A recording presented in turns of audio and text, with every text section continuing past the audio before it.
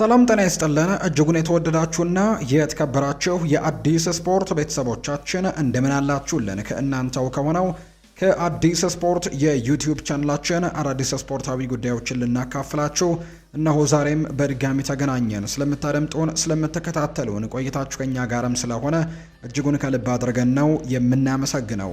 በዛሬ ፕሮግራማችን የተለያዩ ስፖርታዊ ጉዳዮችን ወደ እናንተ እያደረስን ቆይታን የምናደርግ ነው የሚሆነው። ከነዚህ መካከል ትልልቆቹን የአውሮፓ ክለቦች የተመለከቱ እጅግ በርከት ያሉ ስፖርታዊ ጉዳዮች እየተሰሙ ይገኛሉ። እነሱን መረጃዎች ወደ እናንተ እያደረስን ቆይታን እናደርጋለን። በተለይ ከማንቸስተር ዩናይትድ፣ ከአርሰናል፣ ከቼልሲ፣ ከሊቨርፑል፣ ከማንቸስተር ሲቲ እና ከሌሎችም የአውሮፓ ታላላቅ ክለቦች ጋር አያይዘን ሰፋ ያሉ የዝውውር ጉዳዮችን እየሰማን ነው። እነሱን መረጃዎች ጠቅልላ አድርገን ወደ እናንተም የምናደርስ ነው የሚሆነው። እስከ ፕሮግራማችን ፍጻሜ ድረስ አብራችሁኝ እንድትቆዩ በአክብሮት ጋብዛለሁ። ቪዲዮአችንን ላይክ፣ ቻናላችንን ሰብስክራይብ እያደረጋችሁ ከመቆየት ጎን ለጎን ያላችሁን ሀሳብ አስተያየት ደግሞ ስምና አድራሻችሁን እየጠቀሳችሁ ኮሜንት ቦክስ ላይ ልታጋሩን ትችላላችሁ። እኛም በፕሮግራማችን መጨረሻ መልሰን ወደ እናንተው የምናደርስ ነው የሚሆነው። እስከ ፕሮግራማችን ፍጻሜ ድረስ አብራችሁኝ ቆዩ። ከመሸጋገሪያ በኋላ በድጋሚ ተመልሰን እንገናኛለን። አብረን እንቆይ።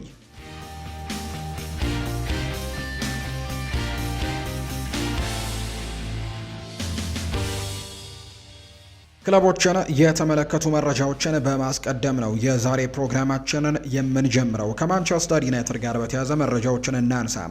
ማንቸስተር ዩናይትድ በክረምት የተጫዋቾች የዝውውር መስኮት በርከት ያሉ ዝውውሮችን ያደርጋሉ ተብሎ ከሚጠበቁ ክለቦች እንደውም ቀዳሚው ከሚሆነው ክለብ መካከል አንደኛው ይሆናል ተብሎ ይታሰባል። ምክንያቱም ሰር ጂም ራትክሊፍም ቃል እንደገቡት ከ5 እስከ 7 የሚደርሱ ተጫዋቾች ወደ ማንቸስተር ዩናይትድ በዚህ የክረምት የተጫዋቾች ዝውውር መስኮት ይመጣሉ ተብሎ ይታሰባል። እንደ አምናው አይነት ጥሩ የሚባል የዝውውር መስኮትንም ማሳለፍ እንደሚፈልጉ ነው የተነገረው። በርካቶች የአሰልጣኝ ሩበን አሞሪምን ፊርማ በርካቶች ያድንቀውታል። ምክንያቱም በዚህ የውድድር ዓመት በሩበን አሞሪም ስር የተቀላቀሉ ተጫዋቾች እነ ማቲያስ ኩኛ፣ እነ ቤንጃሚን ሼስኮ፣ እነ ብሪያን ኢምቤሞ እና ግብ ጠባቂው ሴኔ ላሜንስን ጨምሮ በጣም ጥሩ እንቅስቃሴዎችን እያሳዩ የሚገኙ ተጫዋቾች እንደነበሩ እናስታውሳለን እና በዚህ ምክንያት ሩበን አሞሪም ፊርማዎች ወይም በሱ ጊዜ የነበሩት ፊርማዎች በጣም ጥሩ እንደነበሩ ነው። በቅርቡ ብሩኖ ሚጌል ፈርናንዴዝ ጭምር በአንድ ቃለ መጠይቅ ወቅት ላይም ይህን ነገር አንስቶት እንደነበር እናስታውሳለን። በዚህ የዝውውር መስኮትም ማንቸስተር ዩናይትድ ያንን ሞዴል ነው መከተል የሚፈልገው። በዝውውር መስኮቱ ላይ በጣም ልምድ ያላቸው ተጫዋቾችን ለማምጣት፣ ከዛ ውጭ ደግሞ እድሜያቸው ታዳጊ የሚባሉ ያን ያክል የገፉም ያን ያክል በጣም ትንንሽ የሚባሉም ሳይሆኑ ነገር ግን ልምድ ያላቸው እድሜያቸው እስከ 25 የሆኑ ተጫዋቾችን ለማምጣት ሙከራዎችን ያደርጋል። ትልቁ እቅዱ ደግሞ በፕሪሚየር ሊግ ልምድ ያላቸውን ተጫዋቾች ማምጣት ነው። ያንን ነገር ደግሞ ጥቅሙን በደንብ የተመለከቱት ይመስለኛል። ማቲያስ ኩኛህንም እንዲሁ ደግሞ ብሪያን ኤምቤሞንም ከተመለከተን ለመላመድ ያን ያክል ረጅም ጊዜ አልወሰደባቸውም። ወዲያው በቡድን ውስጥ ተቀላቅለው ፕሪሚየር ሊጉን የሚያውቁት ተጫዋቾች ናቸው። ስለዚህ በፕሪሚየር ሊጉ ላይ ጥሩ እንቅስቃሴዎችን ማሳየት ችሏል። ለምሳሌ ያክል የቤንጃሚን ሼስኮን ዝውውር እንኳን ከተመለከተን ሴሽኮ ወደ ፎርሙ ለመመለስ የተወሰኑ ጊዜያቶች ወስዶበታል። በተለይ በማይክል ካሪክ ስር ነው በርከት ያሉ ግቦችን እንዳስቆጠረ የምናስታውሰው። የሩበን አሞሪም ስንብት በኋላ በተደረጉ በፍሌቸር ስር በተደረጉ ጨዋታዎችና እንዲሁ በማይክል ካሪክ ስር በነበሩ ጨዋታዎች ላይ ነው ጥሩ የጎል ማስቆጠር ሪከርዶችን አምጥቶ የነበረውና ቶሎ ወደ ፎርም ወይም ደግሞ ቶሎ ወደምናውቀው አይነት ተጫዋችነት አልተቀየረም ነበር። ቀስ ብሎ ግን ወደ ሲስተሙ መግባቱን እናስታውሳለን እና ይሄ ከጀርመን ቡንደስሊጋ የመጣ ተጫዋች እንደሆነ እናስታውሳለን። ነገር ግን በፕሪሚየር ሊግ ወዲያው ግን የመጡት ተጫዋቾች ግን ወዲያው በቡድን ውስጥ ተዋህደው ጥሩ ነገሮችን ሲያሳዩ እንደነበር የምናስታውሰው ነውና ማንቸስተር ዩናይትዶች ያንን ሞዴል በትክክል አሁንም መከተል እንደሚፈልጉ የሚያሳዩ ሪፖርቶች አሉ። አብዛኞቹ ከማንቸስተር ዩናይትድ ጋር ስማቸው የሚነሱት ተጫዋቾች በዛው በፕሪሚየር ሊግ የሚጫወቱ ናቸው። ለምሳሌ በአማካይ ስፍራ ላይ ካነሳን እንደ ማቲዮስ ፈርናንዴስ አይነት ተጫዋች፣ እንደ ሳንድሮ ቶናሊ፣ እንደ ኤሊዮት አንደርሰን አይነት ተጫዋቾችን ነው እየተመለከቱ የሚገኙትና በፕሪሚየር ሊጉ የቆዩ ተጫዋቾችን ለማምጣት ሙከራዎችን ያደርጋሉ ተብሎ በዚህ የክረምት ተጫዋቾች የዝውውር መስኮት ይጠበቃል። ባለፉት ጥቂት ቀናት ግን ከአንድ ተጫዋች ጋር በጣም ቀርበዋል። ይህንንም ተጫዋች ለማስፈረምና የመጀመሪያ ፊርማቸው ለማድረግም በጣም ተቃርበዋል የሚሉ መረጃዎች ሲወጡ ነበር። እንደውም አንዳንድ የማንቸስተር ዩናይትድ ደጋፊዎች ጭምር በተለያዩ ሶሻል ሚዲያዎች ላይ ይህ ተጫዋች ለማንቸስተር ዩናይትድ የሚሆን አይነት ተጫዋች አይደለም፣ ወይም ደግሞ ጥሩ ስም ያለው ተጫዋችም አይደለም፣ ለምን እንደዚህ አይነት ዝውውሮች ይመጣሉ የሚሉ አይነት ሀሳቦች ሲያንሸራሽሩ ተመልክተናል። ይህ ተጫዋች ኤደርሰን ይባላል። ብራዚላዊ ተጫዋች ነው። በአታላንታ ቤት እየተጫወተ የሚገኝ ተጫዋች ነው። ይህንን ተጫዋች ለማስፈረም ዩናይትድ በጣም ቀርቦ እንደነበር የሚያሳዩ መረጃዎች አሉ። ነገር ግን ዛሬ አንድ አፕዴት የሆነ መረጃ ይፋ ተደርጓል። ማንቸስተር ዩናይትድ ይህንን የአታላንታ አማካይ ኤደርሰንን ማስፈረም እንደሚፈልጉ በተደጋጋሚ ሲገለጽ እንደነበር እናስታውሳለን። ዩናይትዶች አሁን ላይ ግን በተጫዋቹ ዙሪያ ላይ ዝውውሩ ዙሪያ ላይ ማለት ነው በውስጥ ውይይቶችን እያደረጉ እንደሆነ ይፋ ተደርጓል። ከተጫዋቹ ጋር አንዳንድ ጥርጣሬዎች እንዳሉ ነው ይፋ የተደረገውና በዚህ ምክንያት ማንቸስተር ዩናይትዶች የዚህ ተጫዋችን ዝውውር በተመለከተ በውስጥ ውይይቶችን ለማድረግ ውሳኔ ማሳለፋቸውን የተነገረው። ማንቸስተር ዩናይትዶች የተጫዋቹን ዝውውር ለማጠናቀቅ ወይም ደግሞ አዲስ አማካይ ለመመልከት በቅርብ ቀናት ውስጥ ውሳኔ ይሰጣሉ ተብሎ ይታሰባል። ስለዚህ የኤደርሰን ዝውውር ጉዳይ ምንም የተረጋገጠ ነገር የለውም። ማንቸስተር ዩናይትዶች በድጋሚ የዚህን ተጫዋች ዝውውር ለማጤን ፍላጎት እንዳላቸውን የተነገረው። ዩናይትድ እስካሁን ድረስ ተጫዋቹን እናስፈረም የሚል ውሳኔ አልደረሰም የሚል መረጃ ነው እየወጣም የሚገኘው። እናስፈርመዋለንም አናስፈርመውም የሚል አይነት እንግዲህ ምንም አይነት የተደረሰ መረጃ ላይ እንደሌለ ይፋ ተደርጓል። በሌላ በኩል ማንቸስተር ዩናይትድ ከተጫዋቹ ጋር ግን ከስምምነት የቀረበ ንግግርን ያደረገ ሲሆን አታላንታንም ማነጋግረው እንደነበር ተናግሯል። ብራዚላዊው አማካይ ኤደርሰን በበኩሉ ማንቸስተር ዩናይትድን በመጠባበቅ ላይ ነው የሚገኘው። በተለይ በጣሊያን ሴሪኤ በመጨረሻው ሳምንት ጨዋታ ከፊዮረንቲና ጋር ነበር አታላንታ ጨዋታ የነበረውና በዛ ጨዋታ ላይ የተጫዋች አልነበረም። በተለይ ከማንቸስተር ዩናይትድ ጋር ትልቅ ንግግሮችን እያደረገ መሆኑን ተከትሎ በዛ ጨዋታ ላይ እንዳልተሳተፈ የሚያሳዩ ሪፖርቶች ሲወጡ ነበር። የአታላንታው ፕሬዝዳንት ጭምር ያንን ነገር አረጋግጠውታል።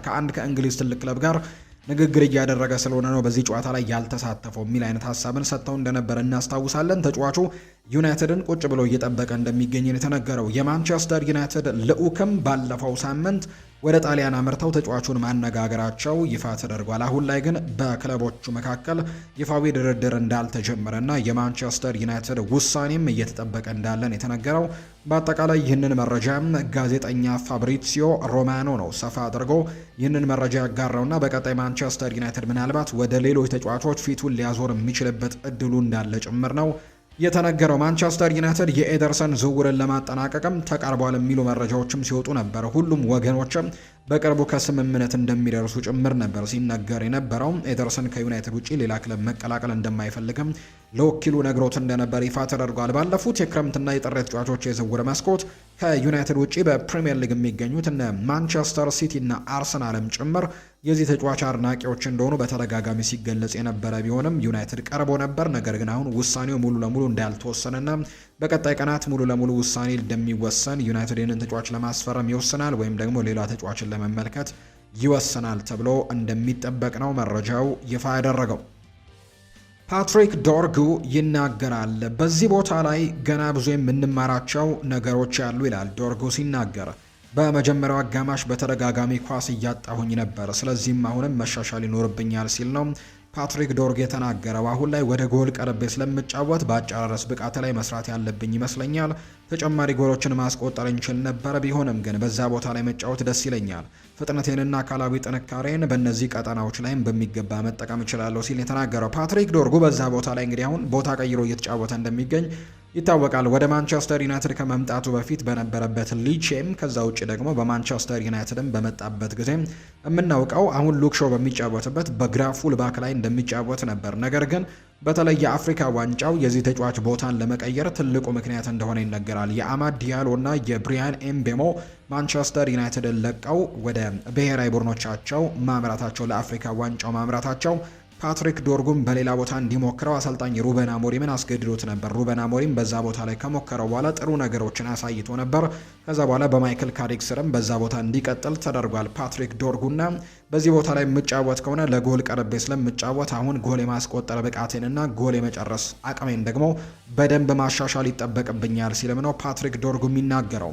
ይቀጥልና ፓትሪክ ዶርጉ ሁላችንም በካሪክ መቆየት በጣም ደስተኞች ሆነናል።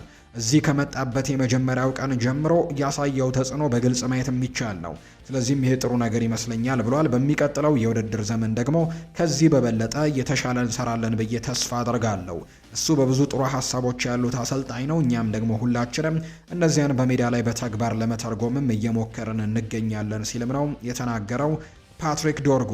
እሱ የሚፈልገውን በነፃነት እንድንጫወት በጨዋታውም እንድንደሰትና በእርግጥም ለማሊያው ክብርም እንድንጫወት ብቻ ነው። ስለዚህም በሜዳ ላይ ለማድረግ እየጣርን ያለነውም ነገር ደግሞ ይህንን እሱ የሚፈልገውን ነገር ነው ሲል ፓትሪክ ዶርጉ ጨምሮ ሀሳቡን መስጠቱንና ከማይክል ካሪክም መሾም ጋር በተያዘ ደስተኛ እንደሆነ ጭምር ነው መረጃውን ይፋ እያደረገ የሚገኘው። የአርሰናል መረጃዎችን ደግሞ ወደ እናንተ እናድርስ። በአርሰናል ቤት ዛሬ ከሰማናቸው መረጃዎች መካከል አንደኛው የአርቴታ ንግግር ሾልኮ መውጣቱ አርሰናልን እንዳበሳጨ የሚያሳዩ መረጃዎች ይፋ ተደርገዋል። በተለይ የፕሪሚየር ሊጉ ሻምፒዮን ሆነው አርሰናል ደስታቸውን እያከበሩ ነበር በውስጥ ወይም ደግሞ እንግዲህ ከተጫዋቾቹና ከስታፍ አባላቶቹ ጋር በመሆን የውስጥ የደስታ ዝግጅት አዘጋጅተው እንደነበር ይፋ ተደርጓል። በዚህ ዝግጅት ላይ ነበር እንግዲህ አሰልጣኝ ሚኬል አርቴታ ለዝግጅቱ ታዳሚያን ያደረጉት ንግግር ሸልኮ እንደወጣም ይፋ የተደረገው። አሰልጣኙ ባሰሙት ንግግርም ቅዳሜ ደግሞ በእርግጠኝነት የአውሮፓ ሻምፒዮን እንሆናለን ሲልም ነበር የተደመጠው ሚኬል አርቴታ። የአርቴታ ንግግር ቪዲዮ በኋላ ላይም እንዲጠፋ ቢደረግም በርካቶች ግን ተቀባብለውት ስለነበር በማህበራዊ ሚዲያ ላይ በስፋት እንድትሰራጭ ነው በርካቶች የተናገሩት። ነገር ግን ይሄ ንግግር ያን ያክል ትልቅ ተጽዕኖ የሚኖረው ወይም ደግሞ ያን ያክል ትልቅ ችግሮችን የሚፈጥር ንግግር ሆኖ ሳይሆን በክለብ ውስጥ አርቴታ ስህተት ሰርቷል የሚል እምነት ባይኖርም ንግግሩ ግን የፓሪስ ሰን ዠርሜን ተጫዋቾች ጋር ደርሶ ተጨማሪ ተነሳሽነት ይፈጥርባቸዋል የሚል እምነት እንዳላቸው ነው በአርሰናል በኩል የተነገረው። በዚህ ምክንያት ነው በጣም ንግግሩ ሾልኮ መውጣት አልነበረበትም ብለው እንዲያስቡ ያደረጋቸው እንጂ ያን ያክል በጣም የተጋነነ መጥፎ ንግግርም እንዳልሆነ ጭምር ይታወቃል። ስለዚህም ነገር ግን የተናገረው ንግግር እኛ ሻምፒዮን ለመሆን ሁሉንም ነገር እናደርጋለን ወይም ደግሞ በዝግጅቱ ላይ ቅዳሜ ደግሞ በእርግጠኝነት የአውሮፓ ሻምፒዮን እንሆናለን ብሎ መናገሩ ግን ለፓሪስ ሰን ዠርሜን ተጫዋቾች ምናልባት መረጃው እነሱ ጋር ደርሶ የተሻለ ደግሞ ከዚህ የተሻለ ተነሳሽነት ይፈጥርባቸዋል የሚል ሀሳብ እንዳላቸው ነው በአርሰናል በኩል መረጃዎች እየወጡ የሚገኙት። ተመሳሳይ የሚመስል አይነት አስተያየትን ዴክላን ራይስም ሰጥቷል። በዚህ ዓመት የእንግሊዝ ፕሪምየር ሊግን ዋንጫ ብቻ ሳይሆን ቻምፒየንስ ሊጉንም ማሸነፍ እንፈልጋለን ሲል ነው ዴክላን ራይስ የተናገረው። አሁን ላይ ፕሪምየር ሊጉን አሸንፈን ከደጋፊዎቻችን ጋር ትልቅ ደስታን አብረን አሳልፈናል፣ አብረን አክብረናል። በቀጣይ ደግሞ ይህንን ቡድን ደግሞ የአውሮፓ ቻምፒየንስ ሊግም ሻምፒዮን መሆን ይገባዋል። ስለዚህም በዚህ የውድድር ዓመት ዊ ዋንት ዘ ደብል ሲልም ጭምር ነው ወይም ሁለት ዋንጫዎችን እኛ እንፈልጋለን ሲልም ጭምር ነው የተናገረው። የአውሮፓ ቻምፒየንስ ሊጉንም የማሸነፍ ትልቅ እድል እንዳላቸው ጭምር ነው ዴክላን ራይስ እየተናገረ እንደሚገኝ መረጃ የወጣው። በተለይ አርሰናል የተወዳጁ የእንግሊዝ ፕሪምየር ሊግን ሻምፒዮን መሆኑን ተከትሎ ምናልባት በፍጻሜው ጨዋታ ላይ ከፓሪስ ሰን ዠርሜን ጋር በሚያደርጉት የአውሮፓ ቻምፒየንስ ሊግ የፍጻሜ ጨዋታ ላይ የተለየ ተነሳሽነት ሊፈጥርባቸው እንደሚችል የሚያሳዩ ዘገባዎች እየወጡ ነው። እርግጥ ነው ፓሪስ ሰን ዠርሜንም የፍሬንች ሊግ ዋን ሻምፒዮን እንደሆነ እናውቃለን። ነገር ግን አርሰናል ደግሞ ከበርከት ካሉ ዓመታት በኋላ ይህንን ዋንጫ ወደ ቤታቸው ማምጣታቸው ከ22 ዓመታት በኋላ የደጋፊውን ደስታ በትልቁ መመልከታቸውን ተከትሎ ደጋፊዎችን ለማስደሰት የአውሮፓ ቻምፒየንስ ሊጉ ላይ የተሻለ ተነሳሽነትን ይዘው ሊመጡ እንደሚችሉ የሚያሳዩ መረጃዎች እየወጡ ነው። ዴክላን ራይስም ደብል እንፈልጋለን ዊ ዋን ደብል ሲል ሀሳቡን ሰጥተዋል። ከዛ ውጭ ደግሞ አሰልጣኝ ሚኬል አርቴታም ጭምር የአውሮፓ ሻምፒዮን እንሆናለን የፊታችን ቅዳሜ በእርግጠኝነት ሲልም ጭምር ነው እየተናገረ የሚገኘውና እንግዲህ በጣም በርካቶች የሚጠብቁት ይሆናል ተብሎ እንደሚታሰብ ነው የፍጻሜው ጨዋታ በርካቶች በጉጉት እየጠበቁ የሚገኙት። ጄሚ ሬድናፕ ስለ አርሰናል ቀጣይ ጉዞ ይናገራል። ለሁሉም ትልቅ እንዲሁ ደግሞ ትልቁ አደገኛው ነገር ለቀጣዮቹ ዓመታት አርሰናል በሊጉ ጠንካራ ሆኖ ይቀጥላል ደግሞ እንደገና የሚያደርጉት ይመስለኛል ብለዋል ጄሚ ሬድናፕ ሲናገር። አርሰናል በሚቀጥሉት የውድድር ዓመታትም እንዲሁ አሁንም በፕሪሚየር ሊጉ ሻምፒዮንነትና በሌሎችም ውድድሮች ላይ በጣም ጠንካራ ሆኖ የሚቀጥሉ ይመስለኛል ይሄ ነው ያለው ሲልም ጭምር ነው እየተናገረ እንደሚገኝ ዘገባውን ያሰፈረው። የሊቨርፑል መረጃዎችን ደግሞ ወደ እናንተ እናደርስ ውድ ቤተሰቦቻችን።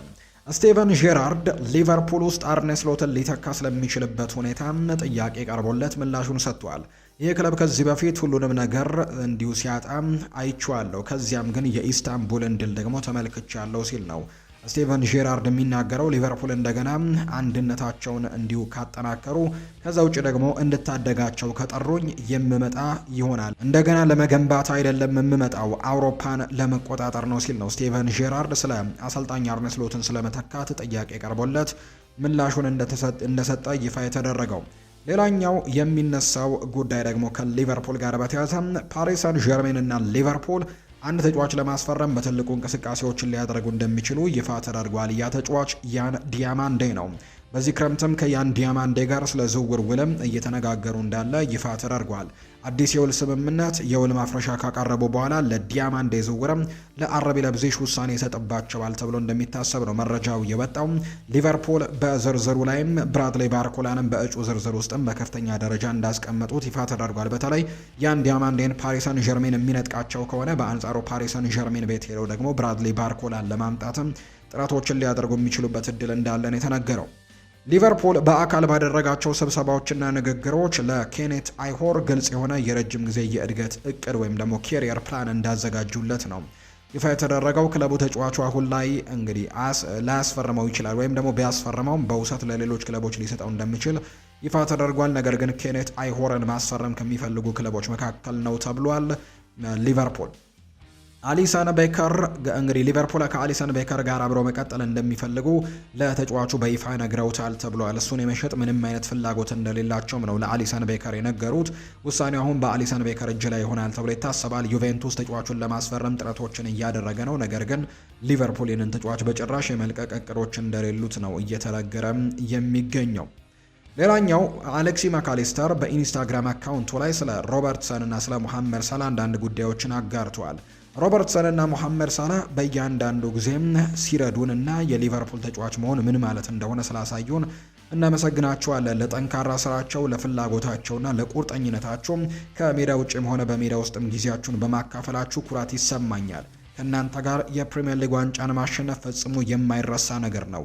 በክለብ ውስጥም ትልቅ ታሪክን ትታችሁ ነው ያለፋችሁትና ትናፍቁናላችሁ ሲልም ጭምር ነው የተናገረው። ይህንን ሀሳብ የሰጠው አሌክሲ ማካሊስተር ነው። አርነ ስሎት ነገሮችን ማስተካከል እንደሚችል ያምናል። ስራው ከአቅሙ በላይ እንደሆነ ቢያስብ ኖሮ በአመቱ መጀመሪያ ላይ አዲሱ ደግሞ አሰልጣኛቸው እንዲሆን ጥያቄ ባቀረቡለት ወቅት ለአያክስ ፍላጎት እንዳለው ያሳውቃቸው ነበር። ሆላንዳዊው በአንፊልድ ስኬታማ መሆን እንደሚፈልግና ሁሉን ነገር ማስተካከል እንደሚችልም እንደሚሰማው ጭምር ነው ይፋ እየተደረገ የሚገኘው። አርነ ስሎት በአንፊልድ በጣም ቀጭን በሆነ መስመር ላይ እየተጓዘ እንዳለ ግን ይነገራል። በኤፍኤስጂ ዘንድ ትዕግስት ፈጽሞ ገደብ የለውም። እናም ሊቨርፑል እንዲሁ ለቻምፒየንስ ሊግ ሳያልፍ ቢቀር ኖሮ እንዲሁ የሚተላለፍበት ውሳኔ በጣም ከባድ ይሆን ነበር ተብሎ ታስቧል። በሐምሌ ወር ወይም በጁላይ ወርም ደግሞ ሲመለስ ከመጀመሪያው የልምምድ ቀን ጀምሮ ጥብቅ ክትትልና ፍተሻ እንደሚጠብቀው የሚያሳዩ መረጃዎች ናቸው ይፋ እየተደረጉ የሚገኙት። የማንቸስተር ሲቲን እንንገራችሁ። ኤርሊንግ ብራውት ሃላንድ ይናገራል። ቀጣይ ዓመት ሁሉንም ዋንጫዎች ዳግም ወደ ኢቲሃድ ለማምጣትም የምንችለውን ሁሉ እናደርጋለን፣ ሁሉንም ነገር እንሰጣለን ሲል ነው ኤርሊንግ ብራውት ሃላንድ የሚናገረው። ፔፕ ጓርዲዮላ እና በርናርዶ ሲልቫ እንዲሁ ጆን ስቶንስ የዚህ ክለብ ሌጀንድ እና ድንቅ ሰዎች ናቸው። በእውነት ድንቅ ሰዎች ነበሩ።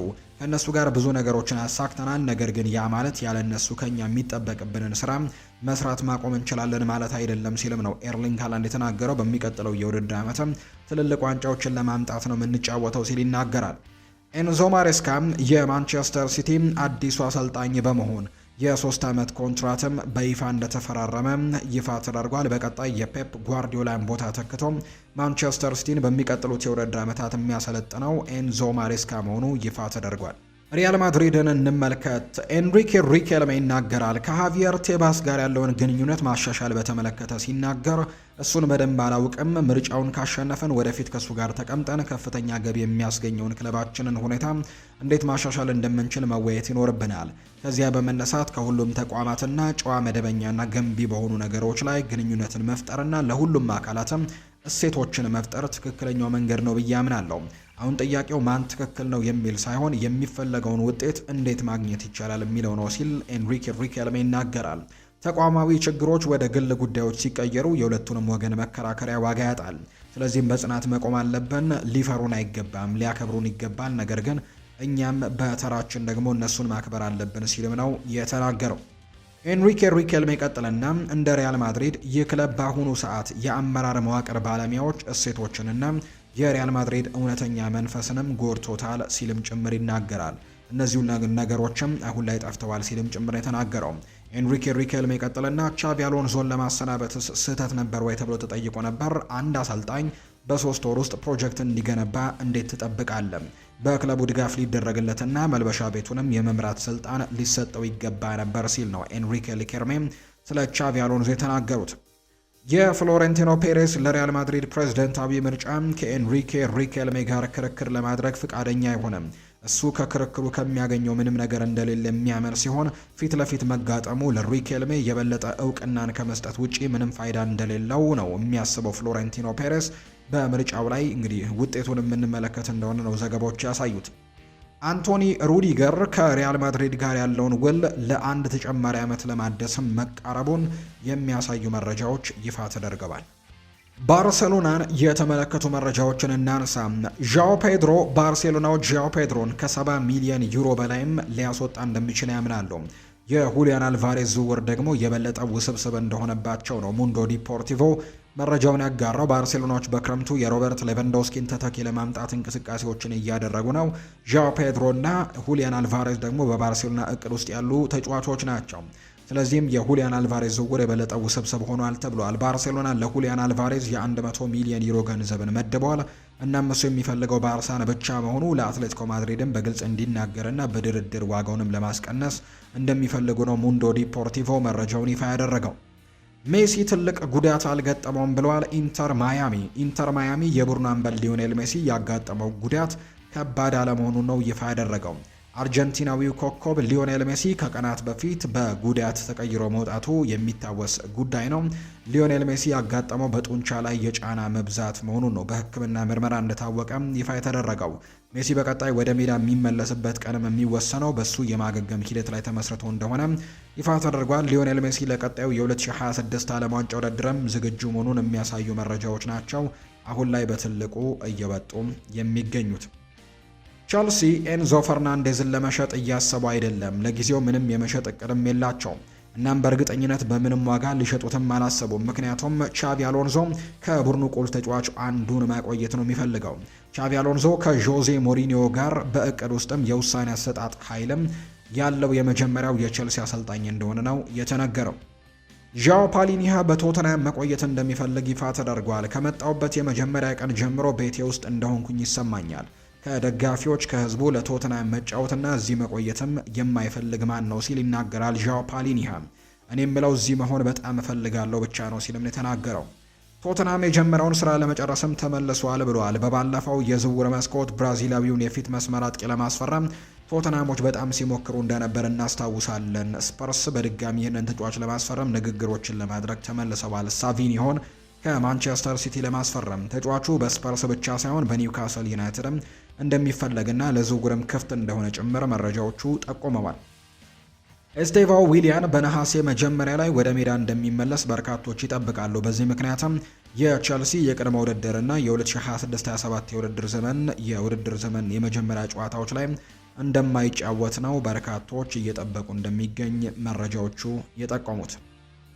የተወደዳችሁና የተከበራችሁ ቤተሰቦቻችን ለዛሬ ያዝንላችሁ አዳዲስ ስፖርታዊ ጉዳዮቻችን እነዚህን ይመስላሉ። ስላደመጣችሁን፣ ስለተከታተላችሁን ቆይታችሁም ከኛ ጋር ስለነበር እጅግ ከልብ አድርገን እናመሰግናችኋለን። ፉአድ ባህሩ የዛሬውን ፕሮግራም እየመራው ከእናንተ ጋር ቆይታን አድርግ ያለው የተለያዩ ርዕሰ ጉዳዮችን የተለያዩ ስፖርታዊ መረጃዎችን ያካፈልንበት የዛሬ ፕሮግራማችን ይህንን ይመስላል። ቆይታችሁን ከኛ ጋር ስላደረጋችሁ ከልብ አድርገን አመሰገንን። መልካም ጊዜ መልካም ቀን እንዲሆንላችሁ ነው በአክብሮት የምመኘው።